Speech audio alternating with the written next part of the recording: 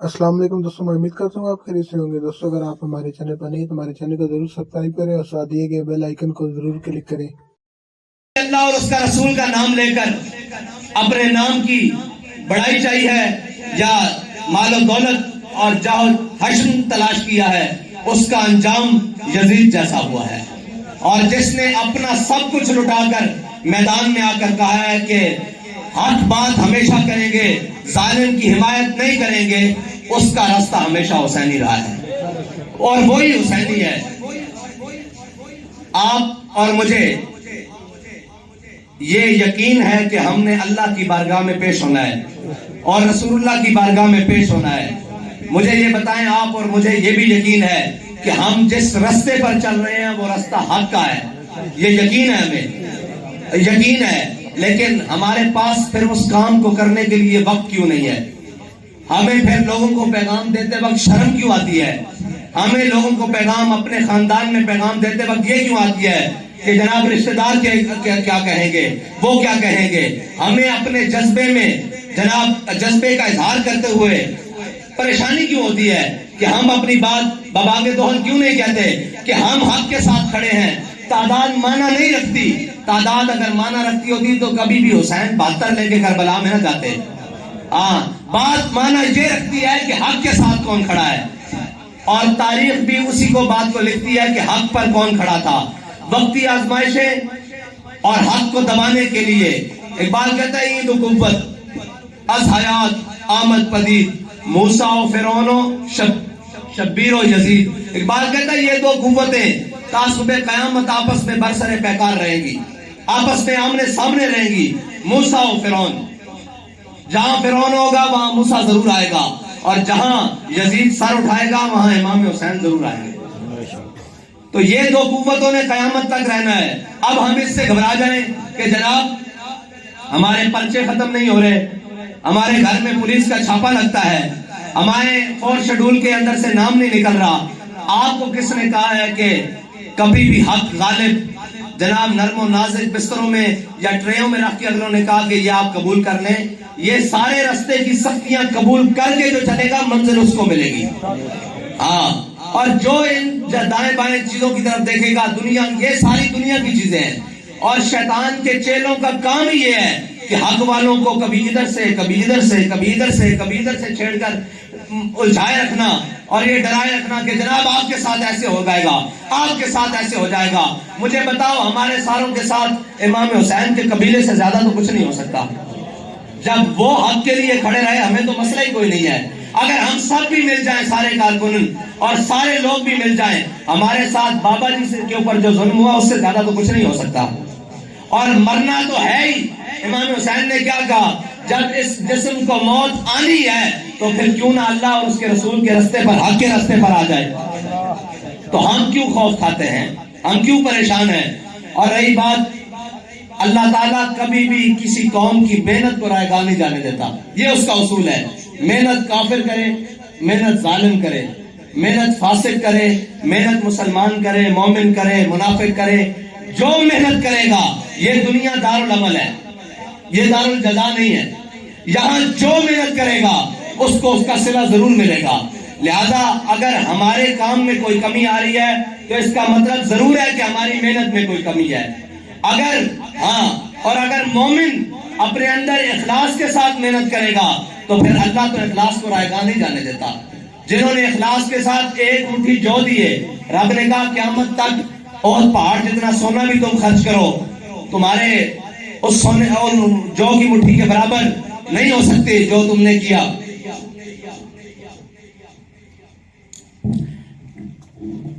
जो सहाबा ने जो मुट्ठी खर्च किए, एक मुट्ठी जौ खर्च किए, हम आने वाले क़यामत तक मुसलमान अगर और पहाड़ भी खर्च करें सोने और चांदी के तो वो बराबर नहीं हो सकते। उसकी वजह क्या है? उसकी वजह सिर्फ और सिर्फ इखलास है। और सहाबा ने जब देखा कि कैसर और किसरा की दौलत और कैसर और किसरा के माल और कैसर और किसरा की जनाब सारी चीजें, उनके जनाब ताज जब मदीना मुनव्वरा की मस्जिद में जमा होने शुरू हो गए तो उनकी सहाबा की आंखों से आंसू जारी शुरू हो गए। कहा या अल्लाह, हमने कोई भी काम یہ تیرے نبی کے راستے میں، تیرے حبیب کے راستے میں جہاد، تیرے راستے میں مال خرچ کیا، اولاد دی، جانیں دی، دن نہ دیکھے رات نہ دیکھے، جو کچھ بھی کیا ہم نے اس لیے نہیں کیا کہ اس کا صلہ تو ہمیں دنیا میں دے دے، لیکن ہم کیا ہے کہ ہم اتنا سا کام کرتے نہیں، صلہ لینے دوڑ پڑتے ہیں، جی ہم نے یہ کیا، ہم نے وہ کیا۔ بھائی صحابہ نے تو اپنے بچے بھی دیے، اپنا مال بھی دیا، اپنی جانیں بھی دی، اپنی اولادیں بھی قربان کیے رکھے، لیکن کوئی بھی صلہ مانگنے حضور کی بارگاہ میں نہیں گیا، بلکہ حضور نے جس کو نوازا تو صحابہ رونے لگ پڑے، یا رسول اللہ ہم نے اس لیے تو نہیں کیا، ہم نے تو آپ اور اللہ اور اس کے رسول کی رضا کے لیے کیا ہے۔ تو جس کا عمل بے غرض ہے اس کی جزا کچھ اور ہے، جس کا عمل بے غرض ہے اس کی جزا کچھ اور ہے۔ حور و خیام سے گزر، بادہ و جام سے گزر۔ اقبال کہتا ہے اگر تو جنت کی لالچ میں نیکیاں کیا جا رہا ہے تو یہ کوئی مزیداری والی بات نہیں ہے، یہ تو جناب کوئی بھی کرے گا اس کو مل جائے گا۔ اقبال کہتا ہے جو بھی تو اپنا عمل کر رہا ہے اس کو اللہ کی رضا کے لیے چھوڑ دے، جب تو اللہ کی رضا کے لیے چھوڑ دے گا پھر کائنات، دنیا و آخرت کی تمام نعمتیں تیرے پاؤں میں ہوں گی۔ اور ہم نے وہ راستہ بڑی مضبوطی سے پکڑ کے رکھنا ہے، اس راستے سے پیچھے نہیں ہٹنا۔ کفر کی ایک ہی سازش ہے، آپ اور میں کس چیز کے انتظار میں ہیں؟ وہ بھی وقت یاد کریں جب ہم کہتے تھے کہ یار کوئی ہماری بات سن لے، کوئی ہماری بات ماننے کے لیے تیار ہو جائے، کوئی ہماری ایک بات متاثر ہو کے صرف لبیک کا نعرہ لگا دے تو ہم یار بڑا کام کرائیں گے۔ آج کام آپ کا انتظار کر رہا ہے لیکن ہم پتہ نہیں کس انتظار میں بیٹھے ہیں کہ کون آ کر کرے گا۔ میں گھر سے نکلوں گا تو پتہ نہیں کیسے ہوگا۔ کام آج آپ کا میدان میں انتظار کر رہا ہے کہ آؤ میں تمہارے لیے رستے کھولتا ہوں، آؤ تم ایک کو مانگتے ہو میں تمہارے لیے 10 بندے لانے کے لیے تیار ہوں۔ آج ماحول وہ بن گیا ہے لیکن ہم کام کرنے کے لیے کیوں تیار نہیں ہیں؟ ہم کام کرنے باہر نکلنے کے لیے کیوں تیار نہیں ہیں؟ امیر ہو مرکزی یا نیچے جناب آخری وارڈ کا امیر ہو، ہمیں باہر جاتے ہوئے کیوں شرمندگی آتی ہے؟ لوگوں کے دروازے کے اوپر دستک کے اوپر دیتے ہوئے کیوں شرمندگی آتی ہے؟ یار وہ جھوٹوں کا نعرہ لگائیں 30 سال، ان کو کوئی شرم نہ آئے، وہ کہیں سانو نہیں ہوتے ناز ہے، وہ یہ کہیں، دوسرے کہیں کہ جناب عمران خان ہماری ریڈ لائن ہے، ہمیں یہ کہتے ہوئے شرم آتی ہے کہ ناموس رسالت پر ہماری مال بھی حاضر، جان بھی حاضر، بچے بھی حاضر، اور حضور ہم نے آپ کے نظام کو اس ملک کے اندر لانا ہے، یہ ہمیں دروازہ کھٹکا کر کہتے ہوئے شرم آتی ہے۔ اگر یہ شرم آتی ہے تو یہ سفر ہے کوئے جانا، یہاں قدم قدم بلائیں۔ کوئی یہ سمجھے کہ جناب آج حالات بڑے اچھے ہیں، ہم نے بڑے اچھے ماحول میں ورکر کنونشن کر لیا ہے، کل بھی ایسے ہی ہوگا، ہو سکتا ہے کل ہمارے ہاتھوں میں بھی بیڑیاں اور پاؤں میں بھی بیڑیاں ہوں۔ ہاں جتنا آپ کو وقت میسر ہے اتنا کام کریں، اور حالات کبھی بھی اسلام نے اچھے نہیں رکھے۔ اسلام اللہ تعالیٰ نے تو امتحان لیا، ان کا بھی امتحان لیا، جن کے ایمان میں کوئی رتی برابر شک ہی نہیں کر سکتا، جن کے دلوں کو اللہ نے ازل میں دیکھا، ان سے پاکیزہ دل کسی کے نہیں پائے، لیکن اللہ تعالیٰ نے ان کو بھی ہر امتحان سے گزارا، ہر امتحان سے گزارا، اولاد کے امتحان سے، مال کے امتحان سے، جان کے امتحان سے، جناب فصلوں کے امتحان سے، کھیتی باڑیوں کے امتحان سے، کاروبار کے امتحان سے، جان کے خطرے کے امتحان سے، ہر امتحان سے گزارا۔ پھر جا کر کہا رضی اللہ عنہم ورضوا عنہ، اللہ نے پھر جا کر کہا ہمارے ہاں کچھ ہوتا نہیں، اور جی ایسے ہو جائے گا، یار ہو جائے گا پھر کیا ہوگا؟ پھر کیا ہوگا؟ کچھ بھی نہیں ہوگا۔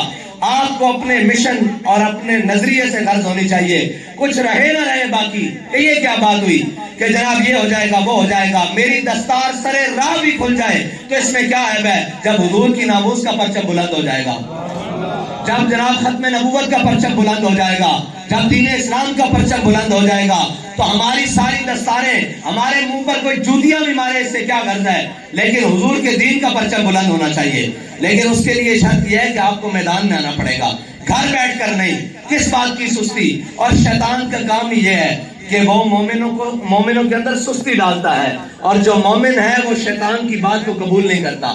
شیطان کا کام ہے کسی ایک کے کان میں ایک بات کرنا، پھر وہ موری مجلس میں پھر جانا، پھر دوسری شیطانی لگا دینا، پھر تیسری شیطانی لگا دینا، پھر یہ پھر وہ۔ اور آپ اور میں تو جس دور میں رہ رہے ہیں یہ تو ہے ہی فتنوں کا دور، یہ تو ہے ہی فتنوں کا دور. یہاں تو اس قدر شدید فتنے ہیں کہ شاید ہوا میں اتنی تیزی نہ ہو, اتنی خنکی نہ ہو جتنی فتنوں میں جناب تیزی ہے. لیکن ان فتنوں کا علاج بھی تو ہمیں بابا جی بتا کر گئے ہیں کہ جہاں کوئی غاصب, جہاں کوئی ظالم, جہاں کوئی جناب جابر, جہاں کوئی کافر سر اٹھائے اس کے سامنے لبیک یا رسول اللہ کا نعرہ لگانا ہے. اور یہی تو ایمان والوں کے اندر اور جناب منافقوں کے اندر فرق ہے. لبیک کا نعرہ, یا رسول اللہ لبیک لبیک یا رسول اللہ لبیک لبیک لبیک یا رسول اللہ لبیک لبیک لبیک یا رسول اللہ لبیک لبیک لبیک یا رسول اللہ لبیک لبیک لبیک یا رسول اللہ لبیک لبیک لبیک یا رسول اللہ لبیک لبیک لبیک یا رسول اللہ. اور ہم کہیں بھی پیغام دینے چلے جائیں, میں آپ سے کہتا ہوں کتنا بھی کوئی ہمارا بڑا دشمن ہوگا وہ کم از کم ہم حضور کے دین کی بات کریں, ناموس رسالت کی بات کریں, وہ کم از کم ہمیں پتھر نہیں مارے گا. لیکن میرے آقا و مولا صلی اللہ علیہ وسلم خود طائف میں پیغام لے کر گئے ہیں اسلام کا, اور حضور کے نالین مبارک خون سے بھر گئے. حضور کو انہوں نے اتنے پتھر مارے, یار ہمیں تو پتھر نہیں لگتے, ہم تو کسی کو کہیں وہ تو اپنی جناب ڈرائنگ روم کا اور بیٹھک کا دروازہ بھی کھول دیتا ہے آپ کے لیے. چلو بات تو سن لو, ابھی تو ہمارے اوپر وہ وقت نہیں آیا, پھر بھی ہم اللہ اور اس کے رسول کا پیغام پہنچانے میں کیوں شرم محسوس کرتے ہیں؟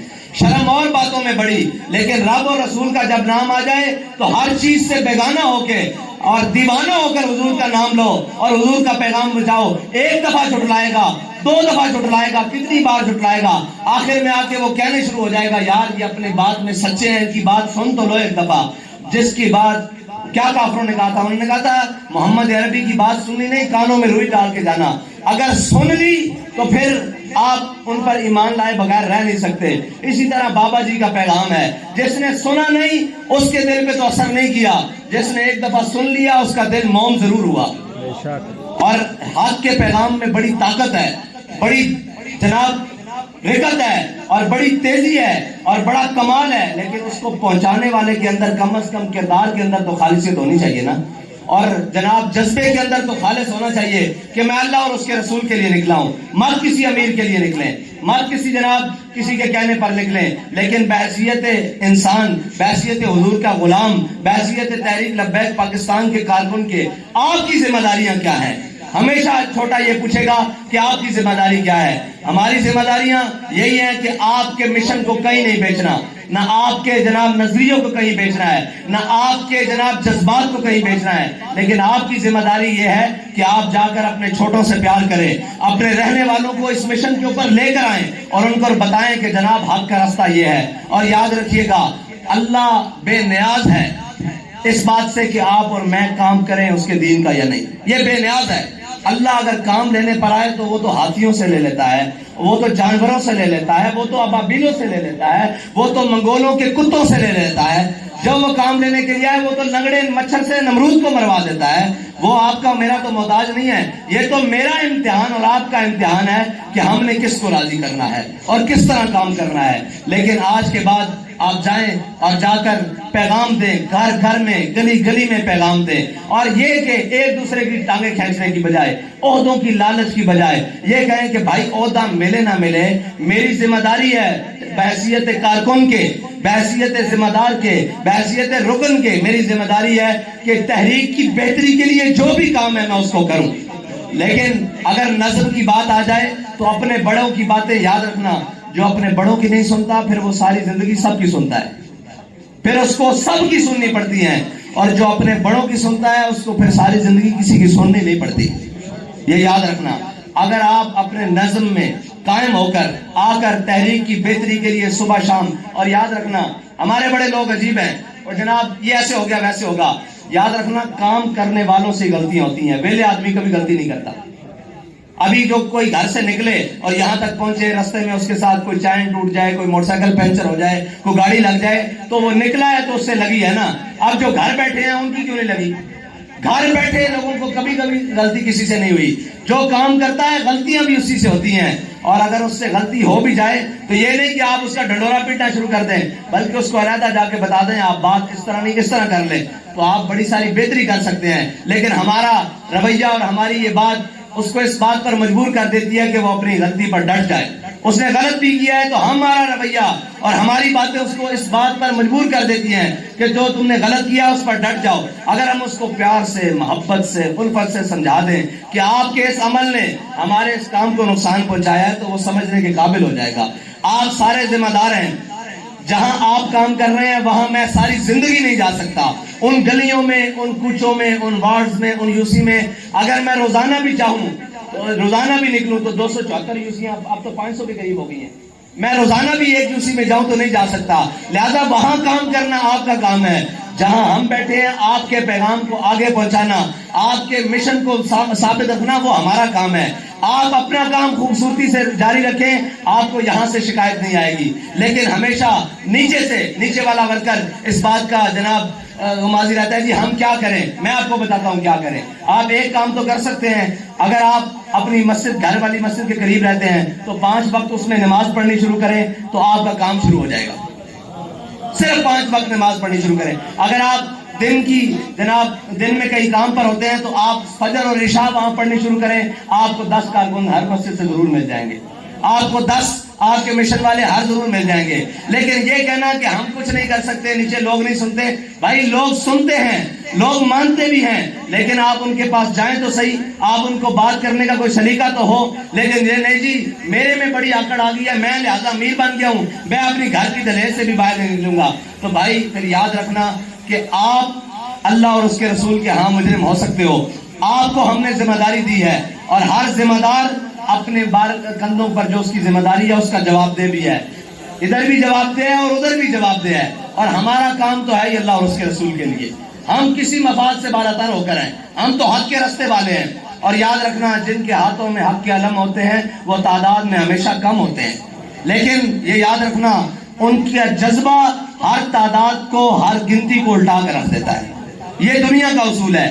آج تک کسی تعداد والوں نے کبھی حق کا راستہ نہیں چنا. حق کے راستے کے لیے ہمیشہ غریب، ہمیشہ مسکین اور نیچے سے لوگ اٹھتے ہیں. لیکن ان کا جذبہ اور ان کی نیت بڑی خالص اور پاک ہوتی ہے. اگر ہماری نیتوں میں کہیں فطور ہے تو آؤ از سر نو اپنی نیتوں کو ٹھیک کر لیں، اپنے جناب چیزوں کو ٹھیک کر کے دوبارہ میدان میں اتریں اور یہ کہیں کہ یا اللہ جو ہم سے سستی ہوئی یہ اس کی تو معافی دے دے. آئندہ کے بعد ہم تیرے راہ میں، حضرت انس بن نضر نے سستی ہوئی تھی نا ایک جنگ میں، کسی عذر سے پیچھے رہ گئے حضرت انس بن نضر، تو پھر کیا کہا اللہ سے؟ لَيَرَيَنَّ اللَّهُ، یا اللہ موقع دے، تو بھی دیکھے گا میں تیری راہ میں کیسے کام کرتا ہوں. اللہ نے آج آپ کو اور مجھے موقع دیا ہوا ہے. آؤ نکلیں حضور کے دین کے لیے کام کریں. اور یہ یاد رکھنا قبریں ان کی بھی اتنی ہوتی ہیں، کبھی بڑی اور چھوٹی نہیں ہوئی، نہ اندر ہیٹر اور جناب اے سی لگے ہیں. بزدلوں کی قبریں بھی اتنی ہوتی ہیں اور دلیروں کی قبریں بھی اتنی ہوتی ہیں.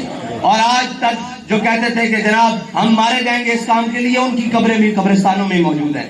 مر تو جانا ہے، لیکن اس نے کیا کہا تھا ظہیر الدین بابر نے، کیا ہو ذرا شان سے مر جائیں، ذرا حضور کا نام لیتے ہوئے دنیا میں چلے جائیں. اور یہ یاد رکھنا جو ان کے نام پر مر جائے پھر وہ مرتا نہیں ہے، وہ پھر مرتا نہیں ہے، پھر وہ جناب حیات ابدی میں چلا جاتا ہے. ان کے نام لیوا کبھی مر سکتے ہی نہیں. اس لیے کہ اگر وہ مر جائیں تو پھر دنیا میں رہ گئے، پھر دنیا کا نظام کیسے چلے. آؤ حضور کے دین کے لیے دیوانہ بار ہو کر، ہر کسی ملامت والے کی ملامت سے دور ہو کر، ہر پریشانی اور غم سے دور ہو کر حضور کے دین کا کام کریں اور حضور کے پرچم کو پوری دنیا پر لہرانا ہے. آپ کی میری ذمہ داری تو ابھی فلسطین تک بھی ہے، ابھی کشمیر تک بھی ہے. ابھی تو ہم اپنے شہر لاہور کی گلیوں میں نہ نکل سکیں تو آپ کو کیا خیال ہے کہ فلسطین میں جمعہ پڑھائیں گے؟ ایسے تو ممکن نہیں ہوگا. فلسطین میں جمعہ پڑھانے کے لیے پہلے لاہور کو بھی تو مضبوط کرنا پڑے گا، پہلے جناب قصور کو بھی مضبوط کرنا پڑے گا، پہلے شیخ اپورے کو بھی مضبوط کرنا پڑے گا، پہلے جناب ننکانے کو، پنجاب کو، پھر پاکستان کو، پھر عالم اسلام کو مضبوط کرنا پڑے گا. پھر اور یاد رکھنا اللہ نے کبھی سچے جذبوں کو جھٹلایا نہیں، اللہ تعالیٰ نے کبھی ان کو ناکام نہیں کیا. ان کو ہمیشہ اللہ کامیابی دیتا ہے. لیکن اللہ دیکھتا ہے کہ میرے بندے کی میری راہ میں لگن کتنی ہے، میری راہ میں محبت کتنی ہے، میری راہ میں خلوص کتنا ہے، میری راہ میں جذبہ کتنا ہے. اگر جذبہ صادق ہو تو پھر مار کھانے والا مکے کی گلیوں میں بلال کعبے کی چھت پر آ ہی جاتا ہے. لیکن پہلے مار بھی ہوتی ہے، پہلے سختیاں بھی ہوتی ہیں، پہلے ملامت بھی ہوتی ہے، پھر بلال کے ہاتھ میں امیہ آ ہی جاتا ہے اور پھر بلال یہ کہہ ہی دیتے ہیں کہ جا امیہ ہلاکا بلال. پھر امیہ کو پناہ دینے والے کوئی بھی ہوں, بلال اس کو گھسیٹ کر علیحدہ کر ہی دیتے ہیں اس کے سر کو جسم سے.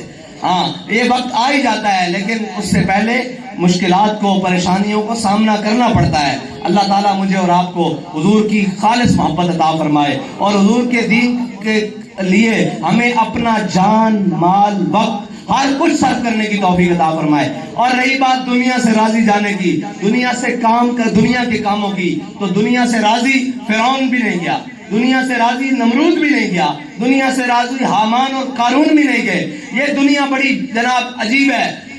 کیا ہے؟ جدد السفینہ تفی بحر عمیق, اے یا ابا ذر جدد السفینہ تفی بحر عمیق, اے ابو ذر یہ دنیا کے جناب سمندر بڑا ہی گہرا ہے, اس میں اپنی کشتی کو حق کے راستے پر رکھنا, اور اگر وہ حق کے راستے پر ہوئی تو وہ کنارے میں ضرور لگے گی, اور اگر وہ حق کے راستے پہ نہ ہوئی تو دنیا اس کو اپنے اندر غرق کر لے گی. یہ زندگی بھی ایسے ہی ہے جناب کشتی کی طرح, اور دنیا جناب سمندر ہے, اس سے کوئی بھی راضی نہیں گیا.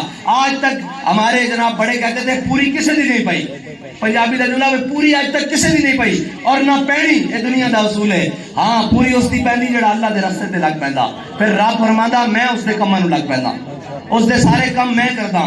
اللہ دے راستے وچ کچھ آ کے تے دیکھو, کچھ اپنا وقت دے کے تے دیکھو, اور چمن میں میری تلخ نوائی گوارا کر. اقبال کہتا ہے چمن میں میری تلخ نوائی گوارا کر, کہ زہر بھی کرتا ہے کبھی کار تریاکی. اقبال کہتا کدی کدی زہر بھی موت تو بچن دا سبب بن جاندا. یہ ساڈیاں سخت گلاں اور نرم گلاں انہاں نوں اپنے دلاں وچ بھی جگہ دیو اور اپنے عمل وچ بھی جگہ دیو. اللہ تعالیٰ تانوں تے مینوں اخلاص عمل عطا فرمائے. واخر دعوانا الحمدللہ.